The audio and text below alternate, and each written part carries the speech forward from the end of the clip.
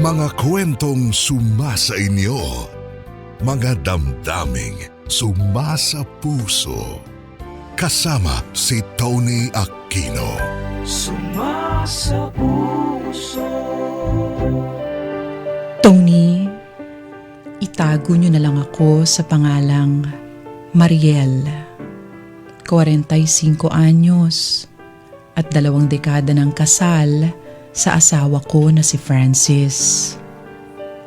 Meron kaming 2 anak na malapit na ring magtapos sa kolehiyo.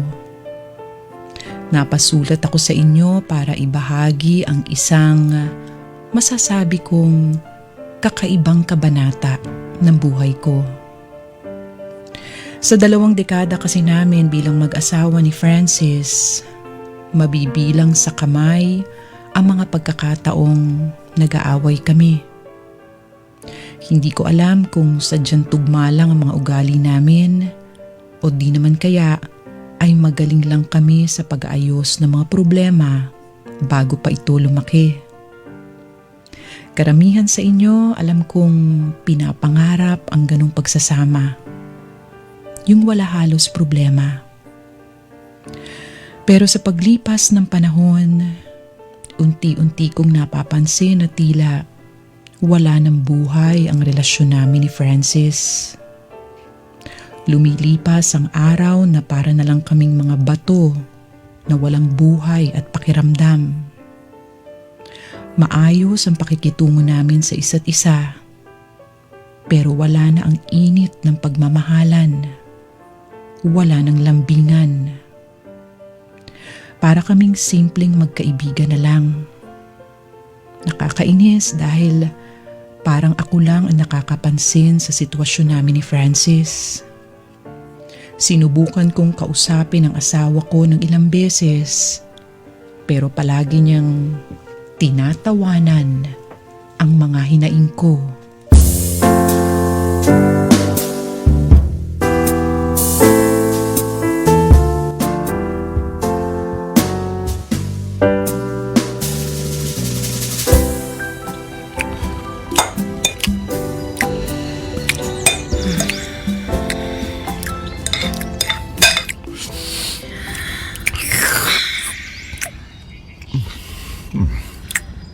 Ano ba naman yan, Francis? Bakit? Anong problema? Minsan talaga napapaisip na ako kung tao ka ba o kambing. Ha? Isarado mo nga yung bibig mo pag gumunguya ka, utang na loob. Naririndi yung tenga ko, nakakawalang gana kumain. Maril naman eh. Higit 20 taon mo na ako kasabay kumain. Hindi ka pa ba nasanay? Eh masarap kasi yung mga luto. Yun na nga eh. Higit 20 taon na ako nagtitiis dyan sa bunganga mong maluwagang tornilyo. Hanggang ngayon hindi ka pa rin nagbabago. Ilang beses ko nang sinabi sa yung ayusin mo yung asal mo sa lamesa. Pero wala. Wala. Di mo iniintindi yung mga hinaing ko sa'yo. Wala kang pakialam sa mga gusto ko. Basta masaya ka, masaya ka. Di bali ng ako ang miserable. Oh, miserable ka. Kailan pa? Kahit Oh. kailan ka talagang buwisit ka eh. Ayoko na.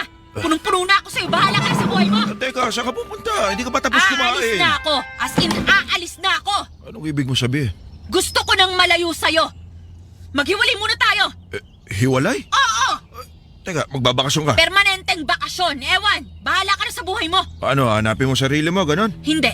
Hahanapin ko muna yung kagustuhan kong manatili sa pagsasamang to. Teka, paano mga bata? Ano mga batang pinagsasasabi mo? Nakita mo ba itsura ng mga yon? Mga bakulaw ng mga anak mo. Kaya mo na yan. Teka, Mariel! Mariel!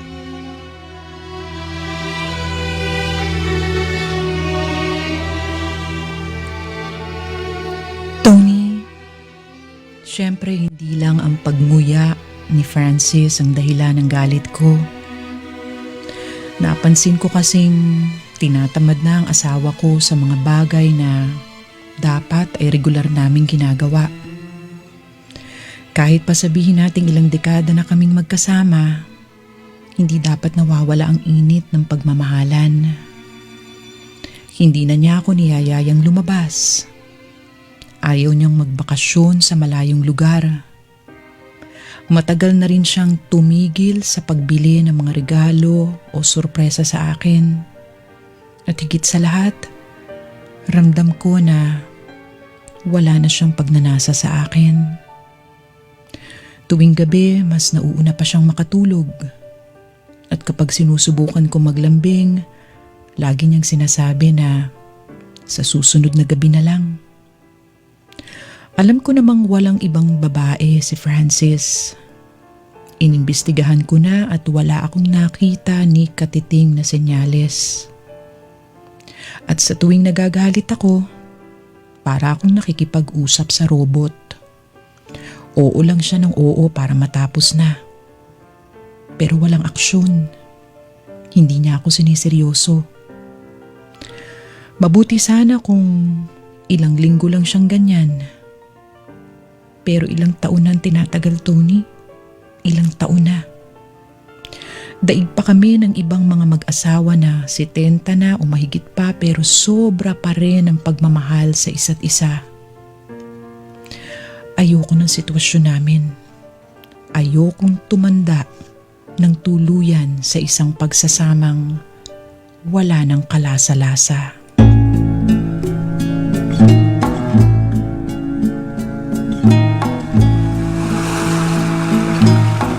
Oy! Linda! Tigilan mo muna yung kakatingin dyan sa telepono mo. Yung piniprito mong baboy, chicharon na. Oo nga pala, nagpaprito nga pala ako. Nahugasan mo na ba yung talbos ng kamote?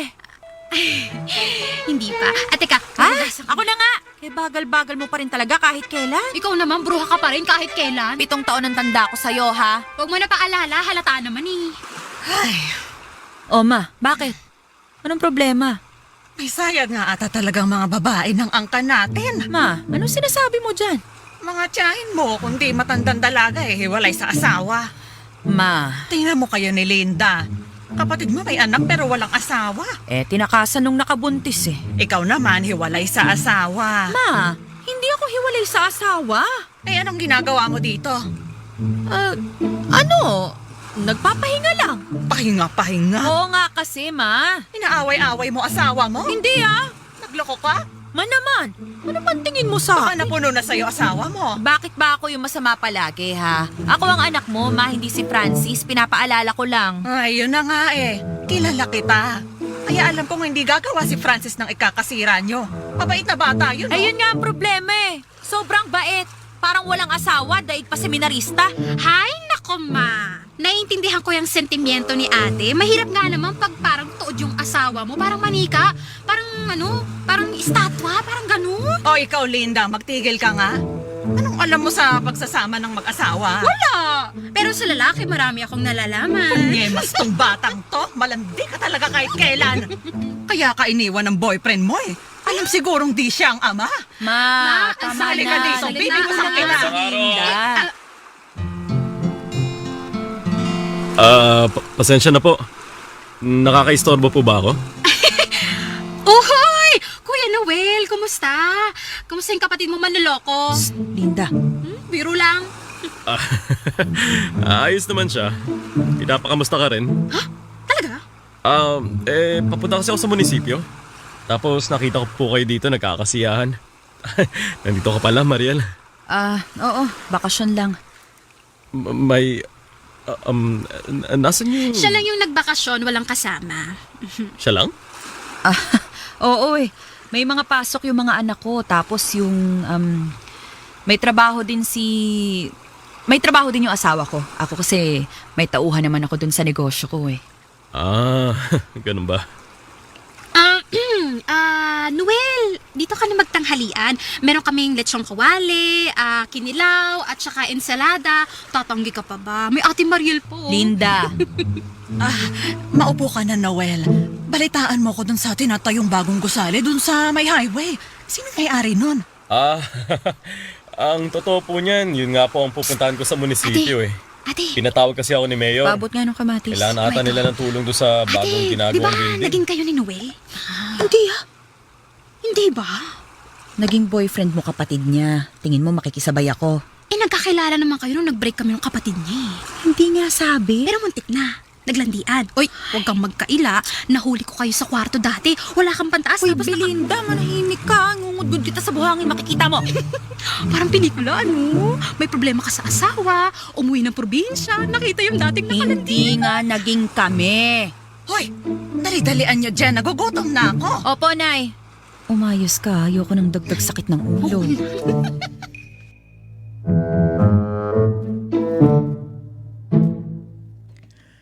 Tony, totoo ang sinabi ni Linda. Meron nga kaming nakaraan ni Noel. Nakilala ko siya matapos maghiwalay si Linda at ang kapatid ni Noel. Tandang-tanda ko pa na mainit at mapusok ang naging ugnayan namin ni Noel noon. Pero hindi kami umabot sa isang formal na relasyon. Mag-aaral na kasi ako sa Maynila, kaya bigla ang naudlot ang kung anumang meron kami. Kasi aaminin ko, Tony, may pagkasuwail ako nung bata-bata pa. Hindi ako bastos sa magulang ko pero hanggat maaari, ginagawa ko ang gusto kong gawin. At hinding-hindi ko malilimutan ang ilang buwang nakasama ko si Noel. Nasa 2 taon ako sa kolehiyo ng mga panahon na yun. Palagi kaming tumatakas sa mga magulang ko para mag-date kung saan-saan. At oo, may mga bagay kaming ginawa na bawal pa sa edad namin noon. Pasintabi po sa mga konserbatibo, pero si Noel ang unang lalaking nakasiping ko. Malakas ang dating ni Noel at kahit alam kong lapitin siya ng mga babae, hinayaan ko ang sarili kong maranasan ang isang Noel. Kaya naman laking gulat ko nang muli ko siyang makita pagkalipas ng maraming taon. Hiwalay na siya sa kinakasama niya at wala silang naging anak. Ibig sabihin, malayang malaya si Noel gawin ang kahit anong naisin niya. At ako hindi. Kaya hindi kami dapat na magkalapit muli.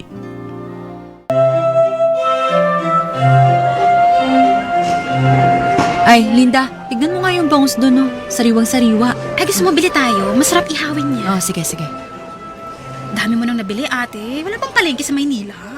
Iba pa rin dito sa atin. Yung malapit kasing palengke sa bahay namin, konti lang ang laman, hindi ganito kabuhay na buhay. Mariel! Diyos mo, dito na naman tong lalaking to. Eh, hindi nakakagulat. Malapit lang yung munisipyo dito eh. Hindi na nga, maglakad na nga tayo. Eh, paano yung bangus mo? Ay, bukas na yan. Dalian, lakad na. Mariel! Patayin mo ako! Umara ka na naman sa sakya. Jeep o tricycle? Tricycle, dalian mo. Oo, ito na. Kuya! Sakay kami! Mariel! Mariel, sandali! Mariel! Minamalis ka nga naman. Mariel! Ay, buti naabutan ko kayo. Hoy, Noel! Andito ka pala. Ay, sige pauwi na kami. Dami pa kasi namin gagawin eh. Ingat ka ha? Hatid ko na kayo. Ay, naku, hindi. Akin na yung dala nyo. Hindi, okay lang. Oy, eto na yung try Ay, ko. sumakay ka na. Gagastos pa kayo eh. Ako na mag-hatid May sa inyo. pera kami. Ano ka? Hindi. Ang ibig ko Sakay sabihin. na, Linda. Ito na. Oh, ayan. Nakasakay na kasi si Linda. pero, Mariel- Salamat na lang, Noel ha. Ingat ka. Kuya, pakiandar na.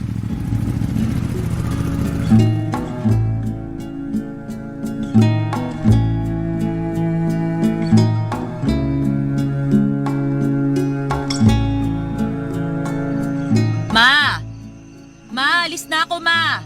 Kanina pa naghihintay si Belinda sa plaza. Oh, sige. Kanina pa rin naghihintay yung maghahatid sa'yo. Kinuha niyo na ako ng tricycle. Okay. Salamat, Ma. Mag-iingat kayo ni Linda, ha? Opo, Ma. Uwi rin kami bago... Noel? Ginagawa mo dito? Nasabi kasi sa akin ng mama mo na pupunta kayo ni Linda sa plaza para manood ng parada. Oo, sige, una na ako, ha? Teka, ihatid ako Ay, hindi, okay lang. Kaya akong pumunta doon. Madilim na sa highway. Hindi naman ako maglalakad. Delikado pa rin. Mas mainam pag ako naghatid Bakit pa sa'yo. palagi mong pinagpipilitang ihatid ako, ha? Ha? Kada makita mo na lang ako, wala ka nang gustong gawin kundi ihatid ako. Yaya ka pa ng yaya kung saan-saan. Kasi naman, tanggi ka ng tanggi. Ba't kasi hindi mo kasi ako pagbigyan? Pag pinagbigyan ba kita, titigil ka na? Nakita mo na? Utang na loob, Noel. Wala tayong away o samaan ng loob, pero tigilan mo na ang kakaaya at kakakulit sa akin. Kung wala tayong away, bakit ka tumatanggi? Hindi magandang tignan kasi may asawa kong babae. Hiwalay na raw kayo. Mahabang kwento. Basta ang punto dito, tigilan mo na ako. Diyan ka na. Yan ka na naman, Marily. Tumatakas ka na naman. Kaya na palagi mong ginagawa nun. Tatakas talaga ako, no? Sa kakayang balaking tukso.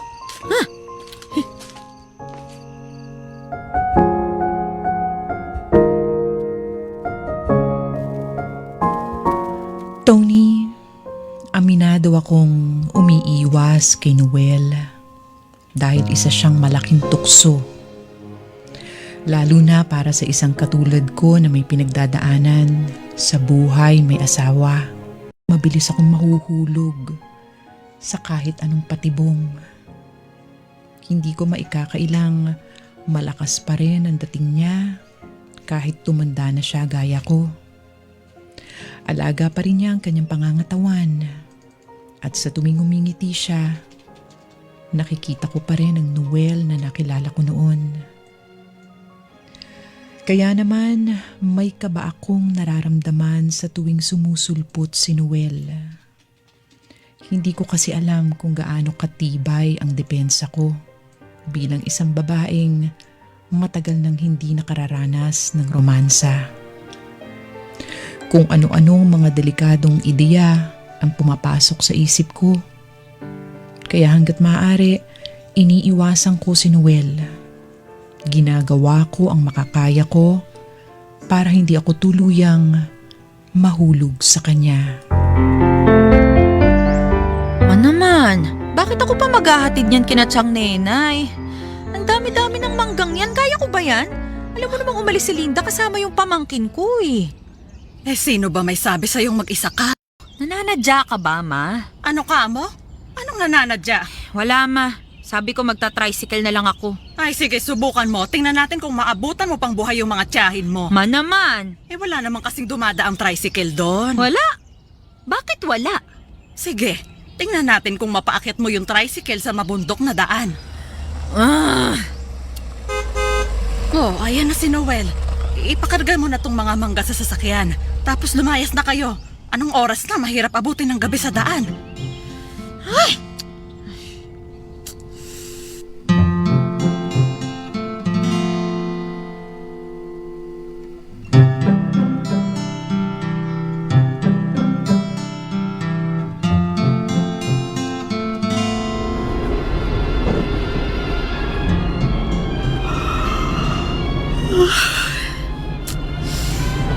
Grabe, napakalayo naman pala ng bahay ni Tiyang Nena. Totoo ngang mabundok. Pasensya ka na pala, Noel, ha? Inabot na tayo ng dilim. Ang tagal nila tayong paalisin eh. Narinig mo pa pati kwento ng kanununuan namin. Ayos lang, syempre. Pabor nga sa akin yun eh. Matagal kita makakasama. Alam mo, Noel, tingin ko oras na para magtapatan tayo, ano?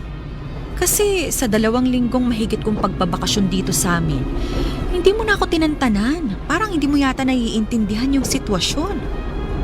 Alam mo, buti na sabi mo yan. Matagal na rin talaga kitang gustong kausapin ng masinsilan eh. Oo nga eh.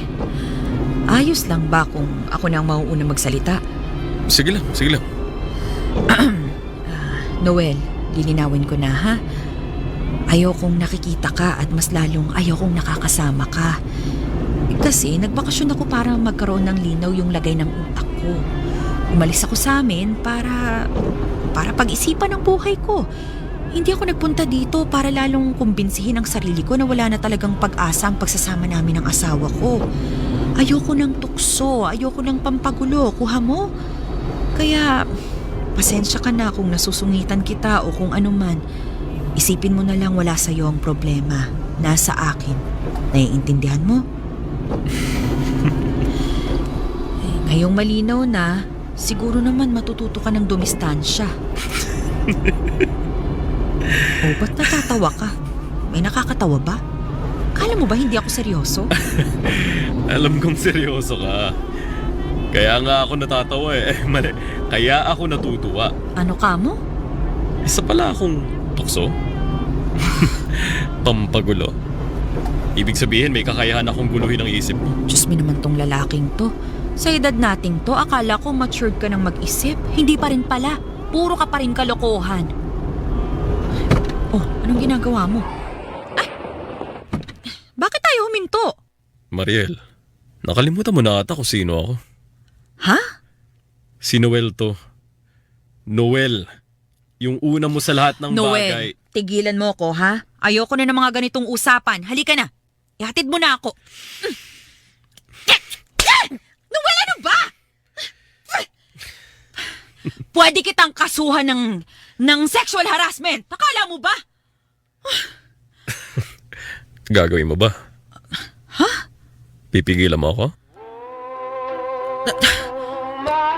Oo naman.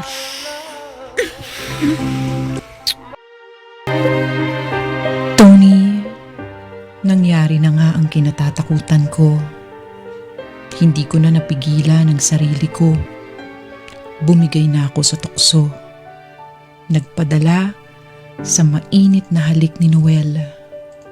Isang bagay na matagal ko nang hindi nakukuha mula sa asawa kong si Francis. Sa bawat hawak at yapos ni Noel, pinapaalala niya sa akin ang aming nakaraan.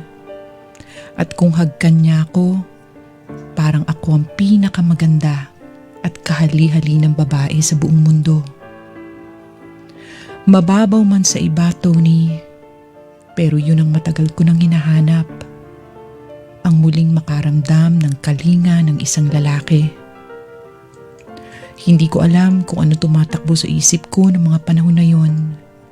Basta ang alam ko lang, maikli ang buhay. Pagod na akong pagkaitan ang sarili ko. Gusto kong gawin ang mga bagay na makapagpapasaya sa akin. Gusto kong maranasan ulit kung gaano kasarap ang magmahal.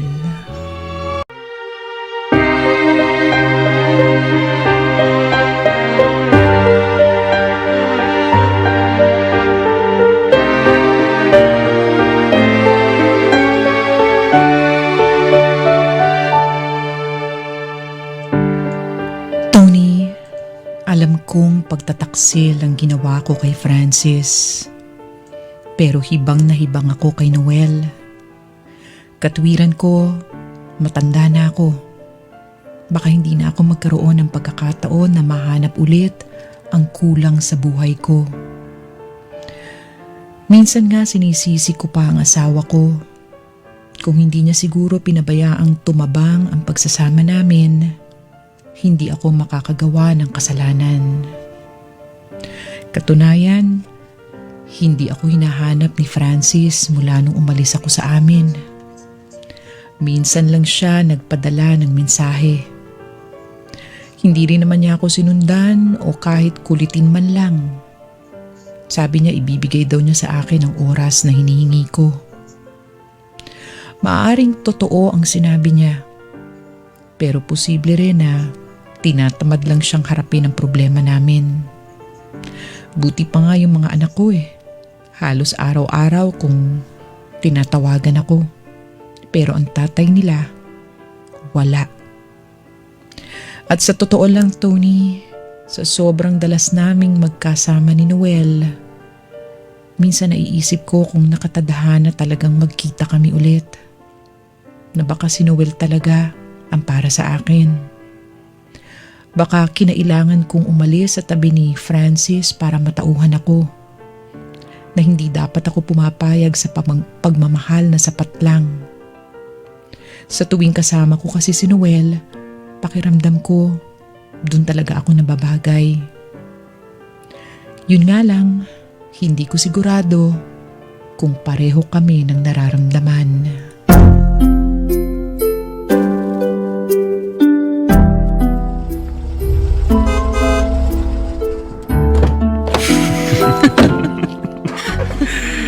Ay, ibang klase. Ang layo na naman ng nilakad mo para lang masundo kita. Syempre, mahirap na makahalata si na Mama tsaka si Linda. Yan din yung sabi ng kapatid ko eh. Yung boyfriend dati ni Linda. Oo, tanda ko yun. Sayang lang, kung hindi sana nagloko yung kapatid mo, baka sila pa rin hanggang ngayon. Alam mo kasi, baliw-baliwan din yung kapatid mo eh. Ha? Ano sabi mo? Sabi ni Emerson, yung kapatid ko, masyado raw si Linda eh. Masyado raw nakadepende sa kanya. Nakadepende? Ay oo, nakakasakal daw. Parang palaging sabi ko, hayok, ewan. Ano ka? Tsaka masyadong selosa. Lahat raw inaaway ng kapatid mo. Kabaliktaran mo raw kapatid mo. Ikaw kasi alam mo yung limitasyon, depende sa sitwasyon. Ano namang ibig sabihin nun? Gaya nung dati sa atin. Yung nakukuha natin ang gusto natin. Nang hindi humihingi ng kung anumang tawag sa relasyon na meron tayo.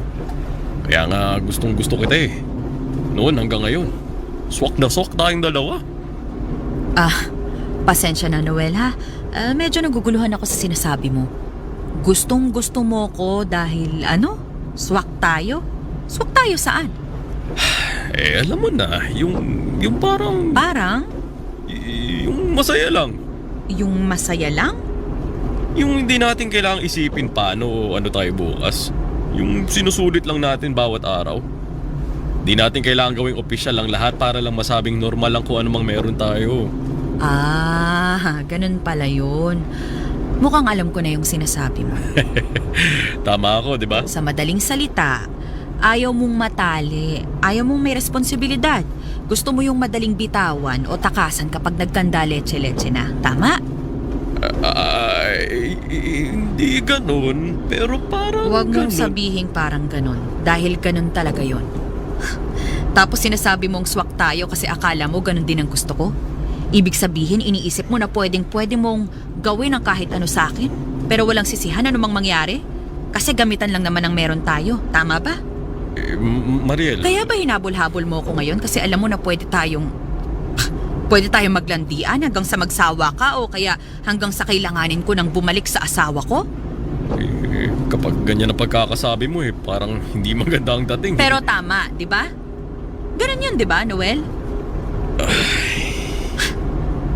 Tulad ka pa rin ng dati. Wala ka pa rin pinagbago. Tumanda na tayo't lahat-lahat, baliko pa rin ang pag-iisip mo. Baliko? Sinusuyo-suyo mo ko kasi ako yung madali. Ako yung kumbinyente. Ako yung madaling dispatsahin kapag sawa ka na. Mariel, hindi. Ay, Diyos ko, ang tanga ko. Ang tanga-tanga ko, ang tanga ko, anong tanga ko? Ano ba nangyari sa akin? Ay, nakakahiya ka, Mariel. Mariel, teka nga. Bakit kung magsalita kay para ikaw lang ang dehado dito? Tandaan mo, nung bata pa tayo, di ba ayaw mong gawin yung pangseryosohan yung relasyon natin? Ha? Ako? Sabi mo, ayaw mo maging tayo. Hoy, wala akong sinabing ganyan. Anong wala? Hindi lang ako pumayag na maging tayo kasi dadalhin na ako ng tatay ko pa Maynila noon. At ikaw naman, ayaw mo ng long distance relationship. Pero hindi ibig sabihin nun, ayoko ng matinong relasyon. Tapos ngayon naman kasal ka. May asawa ka pa. Di ba parang ako ang lugi nun? Kasi hindi kita makukuha ng buong buo. Tsaka ginagamit mo lang din naman ako Nagpapakasaya ka lang habang nandito. Dahil wala ka namang balak iwan yung asawa mo, di ba? O bakit? Sige nga. Pag sinabi kong iwan mo ang asawa mo para sa akin, gagawin mo ba? Kaya mo ba iwan ang asawa mo para sa akin? Kaya mo? O, di ka makasagot. Napaisip ka pa. Bakit? Handa ka na ba sa matinong relasyon? Sa commitment? Baka mamaya sindakin kita dyan. Iwan ko nga talaga yung asawa ko. Ano, gusto mo? Kaya mo siyang iwan? Kaya mo kong panindigan? Kaya mo ba? Ikaw muna! Kaya mo ang sinasabi ko? Alam mo, Mariel, huwag na tayo mag-away. Wala rin saysay na pagtalunan natin tong bagay na to Ihinto mo nga yung kotse. No? Mamili ka. Ihihinto mo yung kotse o ibabalik mo ako sa bahay namin? Mariel naman. Isang linggo na lang ilalagi mo dito. Pag-aasayan pa ba natin ang panahon yung... Ihihinto mo o ihahatid mo ko sa bahay? Dalawa lang ang pagpipilian mo. Mariel. Baka hindi mo magustuhan yung pangatlo. Sige ka. Oo na. Ihatid na kita.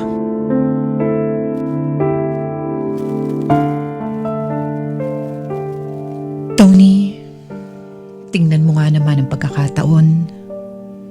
nag-umpisa ang relasyon namin sa loob ng kotse. At doon din kami nagtapos. Siguro ganun talaga kapag patago ang mga relasyon. Walang pwedeng makakita ng saya at kalungkutan nyo. Hinatid ako ni Noel sa bahay. Bumaba ako ng kotse nang hindi lumilingon sa kanya. Dumiretso ako sa kwarto ko at saka napahagulgol sa matinding sama ng loob. Sama ng loob kay Noel at sa sarili ko.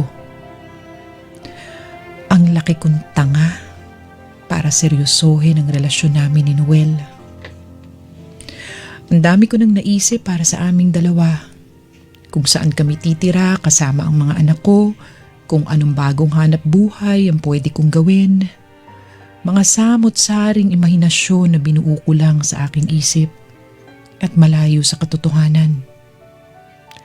Dahil para pala kay Noel, panandali ang saya lang ang lahat. Gaya pa rin siya ng dati. Kukunin ang gusto niya ng walang kaakibat na responsibilidad.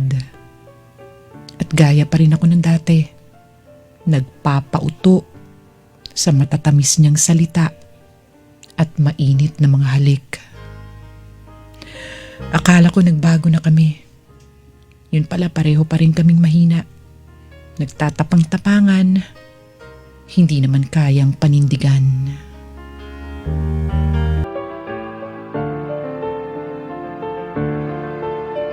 2 linggo pa sana ang ilalagi ko sa probinsya. Pero sa sobrang hiya ko sa mga nangyari, minabuti kong bumalik na sa Maynila. Sa tingin ko, sapat na ang oras na sinayang ko para mag-isip-isip. Pasalamat na lang ako at walang nakapansin na nagkaroon kami ng relasyon ni Noel. Maliban na lang sa kapatid kong si Linda na talagang matalas ang pakiramdam. Pero imbis na mang-usisa, hinayaan niya akong ayusin ang sarili kong gusot. Sa totoo lang, Tony, bumalik ako sa Maynila na walang konkretong plano. Dahil hindi lang naman ako ang dapat magdesisyon sa kahihinatnan ng pagsasama namin ni Francis. Basta ang alam ko lang ng mga oras na yon, tatapatin ko ang asawa ko. Kahit man lang sa kahuli-hulihang pagkakataon. Francis? Francis, nandito na ako. Mariel, welcome home. Kumain ka na ba? May hinanda akong pagkain dyan. Nagluto ka? Kailan ka pa natuto magluto? Ay hindi, nagpa-deliver lang ako ng pagkain. May pansit tsaka liempo. Pansit tsaka liempo? Kaya lang, alam kong paborito mo isda, kaya bumili na rin ako ng bangus tsaka salmon. 2 isda talaga? Sinamahan ko na rin ang inihaw na manok. Inihaw na... Ano ba to, Francis? Handaan? Bakit ang dami mo na namang binili? Isang bilao pa pala yung pansit. Kahit sa 2 nating anak, sobra-sobra to eh. Matagal ka kasing nawala, di ba? Kaya gusto ko espesyal yung dadatna mo dito sa bahay. So, kaya na tayo. Sige. Yun. Teka, maghihilamos lang ako tsaka magbibihis. Mabilis lang ako. Mariel. Oh. Nagulat naman ako sa yakap mo. Salamat at bumalik ka. Salamat at pinalikan mo ako.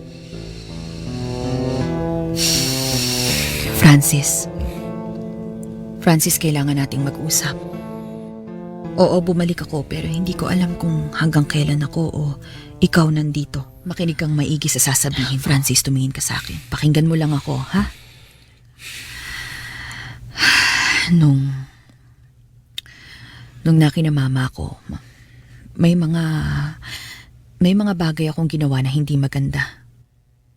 Mga bagay na siguradong pag nalaman mo, posibleng tuluyang masira ang pagsasama natin. Kaya Francis, ngayon pa lang Ayoko nang gusto marinig ko yan. Ha? Kung ano man ang sasabihin mo, huwag mo nang ituloy. Hindi ko na kailangan... Francis, Ang mahalaga sa akin ngayon, nakapagdesisyon ka na. At yun ay ang bigyan pa tayo ng isa pang pagkakataon. Kung ano man yung nangyari sa pag-uwi mo doon, hindi na mahalaga sa akin. Dahil kung ano man ang ginawa mo, napauwi ka nun dito. Pabalik ka sa akin. Francis, may ideya ka ba sa gusto kong sabihin? Oo, Baka. Ewan. Pero Basta hindi ako Francis- interesado. Hindi ako masasaktan sa mga bagay na hindi ko alam. Ayos lang ako hanggat wala akong alam. Kaya kung ayaw mo ako masaktan, Mariel, huwag mo nang sabihin sa akin yung mga bagay na ayaw ko malaman. May naging iba. Mariel! Kailangan mong malaman ng totoo. Kailangan mong masaktan. Kailangan mong magalit sa akin. Huwag kang magtanga-tangahan. Francis, makaramdam ka naman. Tama na, Mariel. Tama Tigilan na! mo na yung pagiging mabait. Tama na! Sigawan mo ko. Tama Saktan na! mo ko. Tama na! Makipag-away ka. Tama na! Yan, ganyan. Ganyan ang gusto ko makita, Francis. Ipakita mo sa akin may gana ka pa sa pagsasama natin. Francis, hindi sapat yung sabihin mo lang na mahal mo ko. Dapat iparamdam mo. Iparamdam mo sa akin takot kang mawala ako. Oo, 2 dekada na tayong magkasama. Pero Francis, 2 dekada lang yun. Hindi pa habang buhay. Kaya huwag kang maging kampante na hindi na tayo maghihiwalay kahit kailan. Pero dahil ngayon, alam mo na ang ginawa ko.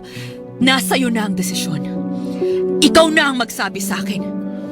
Gusto mo pa rin bang maging maayos tayo? O handa ka nang pakawalan ako?